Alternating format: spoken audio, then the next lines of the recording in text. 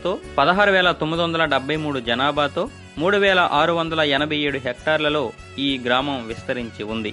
శ్రీ కూర్మనాథస్వామి దేవస్థానంలో శ్రీ మహావిష్ణువు కూర్మావతారం రూపంలో పూజింపబడుతున్నాడు. భారతదేశంలో ఈ మాదిరిగా ఉన్న కూర్మావతార మందిరం ఇది ఒక్కటే.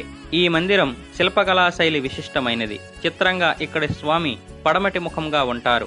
మరొక విశేషం, ఈ ఆలయంలో 2 ధ్వజస్తంభాలు ఉంటాయి. 11వ శతాబ్దం కాలం నాటి శాసనాలు ఇక్కడ లభించాయి. దీనితో పాటు శ్రీ రామానుజాచార్యులు, శ్రీ వరదరాజస్వామి, శ్రీ మధ్వాచార్యులు, కోదండరామస్వామి ఆలయాలు కూడా ఉన్నాయి. ఈ దేవాలయం యొక్క ప్రశస్తి గురించి తెలుసుకుంటే, శ్రీకూర్మం పూర్వపు కళింగ రాజ్యమందలి వరాహ క్షేత్రములోని పాతాళ సిద్ధేశ్వర క్షేత్రమే ఇది. ఇక్కడ స్వయం వ్యక్తలింగమూర్తి బౌద్ధమత ప్రభావం ఈ ప్రాంతంలో లేని సమయంలో కళింగ దేశాధీశుడైన విజయసిద్ధి ప్రతిష్ఠించాడు. ఈ లింగమూర్తి వలయాకారపు